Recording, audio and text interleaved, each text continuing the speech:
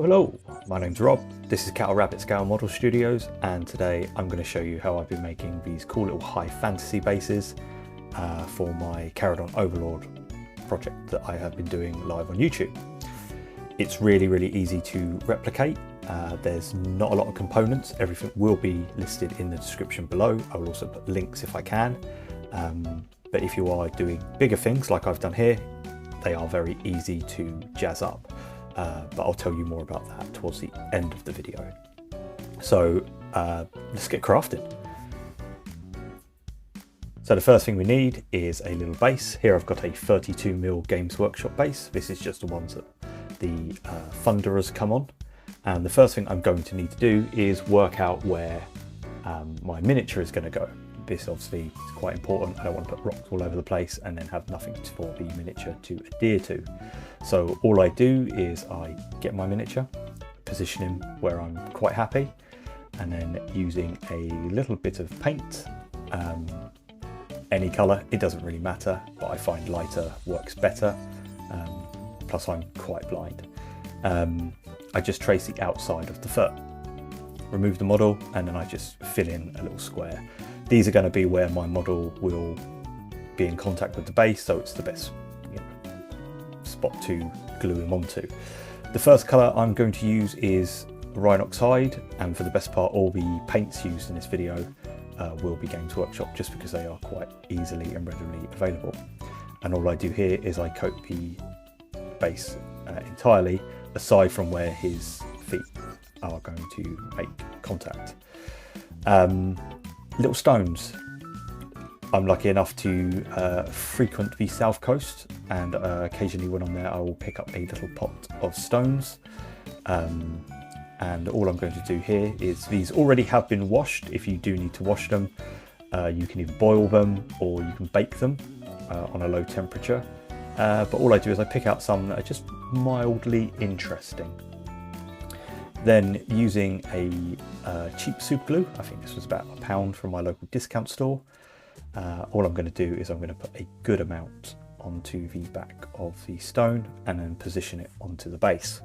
You can add a little bit of, I think it's baking soda, you can sprinkle it on and it will actually give you an incredibly hard super glue bond, but I'm going to be using texture paste, so it is going to be anchored in fairly well. But maybe for a bigger piece I would consider doing it. The first colour we are then going to use is Abbadon Black. This is just to coat the stones. Don't worry too much, just make sure that you get everything covered. This is just going to act as a primer or a base layer. Then we're going to go to Eshin Grey. Once again, I'm just going to cover everything as best I can, but I'm not going to worry about getting right underneath the stone. There's no need for that whatsoever, as it's going to be hidden with technical paints later on. Then I've got Mechanicus Standard Grey, and all I do is using a very watery brush, I just add it to the top sections, just so when we put the wash on, it highlights it a bit better. Now, a colour that I never liked for years, but I've absolutely fallen in love with, is Coelia Greenshade. This is what's going to make these stones have almost like jade green tinge to them, which I think really helps that high fantasy vibe. And all I do is I put a lot of this on, make sure it puddles, make sure it pulls. We're not, this isn't a model here, we're trying to bring out natural beauty in these stones. So then we're kind of left with that. You can kind of see the green tinge effect, but what I'm hoping you can see here, and I know my video quality isn't the best, are these little tiny natural pits in the stone. And you get this where the wash kind of puddles and pulls together, and it almost creates like an oxidized effect without actually trying anything. And then all we're going to do is we're going to dry brush a couple of colours over it. I'm going to use Dawnstone and Celestra Grey. If you are unsure about dry brush and I haven't do it, I will link a video in the description and also in the top right corner now. But all I do is get a little bit on my brush, I carefully work it into, there's hardly anything there, and then looking at the stones, and the direction that the ridges go on. All I want to do is just bring out those ridges and that, highlight that lovely natural beauty of these tiny stones. Don't worry if you are a bit heavy with your dry brush. I tend to be, you know, even if I'm going light, you will get somewhere you don't want it to. You can always come back in with some Coelia Greenshade just to re-green everything. After repeating the process with Celestra Grey and adding a bit of Greenshade again, I'm left with that. And the next step is the base. Now I'm actually going to use two technical paints. I've got Agrellan Earth and Agrellan Badlands. The first colour we're going to use is Agrellan Earth. See, this is a great texture paint. And all I'm going to do is get a really good amount on my brush. And rather than brush it, I tap my brush almost like stippling, just to get a bit of a natural effect when it dries.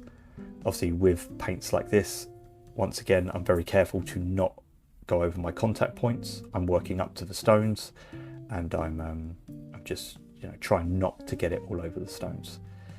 Then Agrellan Badlands. This is an identical colour to Agrellan Earth. Agrellan Earth is the one that cracks. If you put it on thicker or you paint PVA onto your base first, you can actually force the cracks to be larger. Or if you put it on thinner, you get very, very small cracks. Agrellan Badlands is more for building up height. It's got a bit of a thicker consistency. So all I do is, using a Games Workshop texture tool, I get a good amount on my base, and then I just start to move it up towards and round the stones. The reason I do this is so it doesn't look like it's just stones glued onto a base. It looks like they're, you know, lodged into the earth, and, you know, dirt and things have built up around it. And it just helps sell the effect a little bit. I think little things like this are small and subtle, but they make a big difference. Now, do let this dry fully. You can see that here mine is still ever so slightly wet, but it is surface dry, so I can work with it. But I would probably recommend leaving this, you know, just on a window for an hour or so, just to make sure it's 100% dry, or you can use a hairdryer.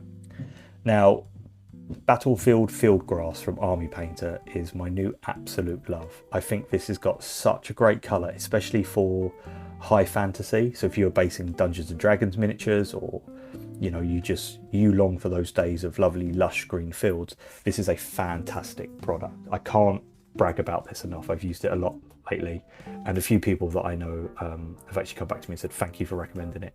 It's really good. I'm absolutely in love with this stuff. All I'm going to do is I'm going to get a bit of old cardboard and just some bog standard PVA. This cost me $4.99, and I think I've got it's half a litre. I've probably had this for 2 years and I'm nowhere near a quarter of the way through it. There are a lot of products out there like specialising in basing material and stuff like that. I know Geek Gaming do a very good scenic basing adhesive, but for the purposes of PVA, it's perfectly, you know, more than enough.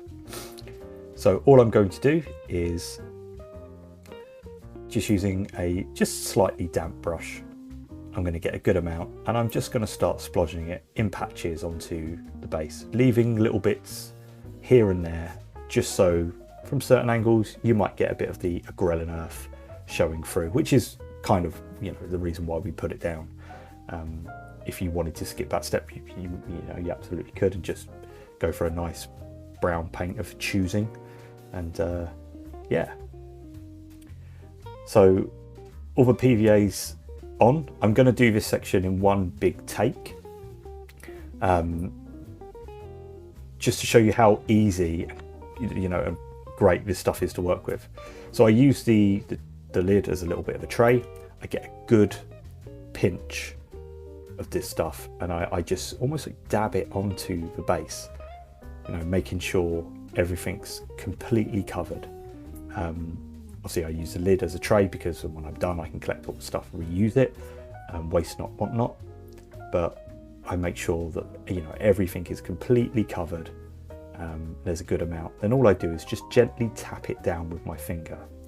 I'm not too worried about everything standing up level, because it's, you know, it's a field. Grass sometimes grows at different lengths, especially when it's wild, and this is, you know, fantasy. So but by all means you probably could replace this with a static grass of your choice and use an applicator, vice versa. But as you can see, that's kind of where I am with it. It's incredibly slippery to pick up. I had to use a knife to actually get it up because the grass was stuck to my fingers. But then all I do, and it's probably only been about 30 seconds, holding it firmly, I tap the bottom of the base just until I can't see any bits coming off of it anymore, and that's it. Obviously, if there are bits that you are unhappy with, I could still see some of the PVA showing through, and I use that as a bit of an indicator to know that maybe I need a bit more, you know, stuff on there. I do wipe any excess off of the edge of the base as well. That's just going to help it when I do paint it black later on. But once again, just keep tapping it, reapplying it as you need to, tapping it down, and just making sure all the loose bits are off. Once you get into the swing of things like this, you tend to know. You know, this is my, I think, third or fourth one of these I've done now, and I'm kind of quite happy with working for the product. It sticks well, PVA bonds it really, really well, and just gives such a great effect. I love this stuff so much. I will definitely link, I'll find a shop and I will link this in the description below. So we're kind of left with that. It's had about 10 minutes to dry. The PVA isn't fully cured, but it is starting to go transparent, which means it's well on its way to setting. And then while it's like this, I just like to get some Tufts.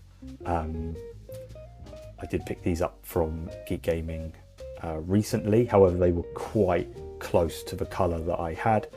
So I'll probably save those for some bigger bases, maybe an ironclad or a frigate, something like that. Here I've got the Mordant Corpse Grass, I believe it's called. I always knew them as Mordheim Tufts, but they've changed it and I can never remember the name. And all I do here is, using the bog standard cheap super glue, I just put a good daub on the back. So you work out where I want to put my tuff. I'm only going to put one on. This is only infantry, so I'll kind of just give them, you know, one of each. And then using a hobby knife, what I'm going to do is I'm going to just stab at it, making sure that it's firmly pushed down, you know, under the rock, against the rock, you know, it's gone through the grass and stuff like that, and just make sure there's a really good adhesion on it. And really, that's it. That's all there is to it. By the time you've painted your rocks, obviously I've done a quick test to make sure my guy, nothing's impeding him, and he is going to sit on the base quite nicely. Absolutely brilliant. If you are doing a bigger piece, I would probably recommend getting a few different types of grasses. I've got some Green Stuff World ones here, some Games Workshop ones, obviously some Geek Gaming ones, and just having that mixture of different colours really helps sell it as, you know, a big high fantasy field. Different shaped rocks, you could add some skulls, little plants, and there we go. I'll show you the ironclad base, ironclad gun hauler base now. I've got ironclads on the brain because I really, really want one. And that's it, that's all there is to it. So I do hope you enjoyed this video.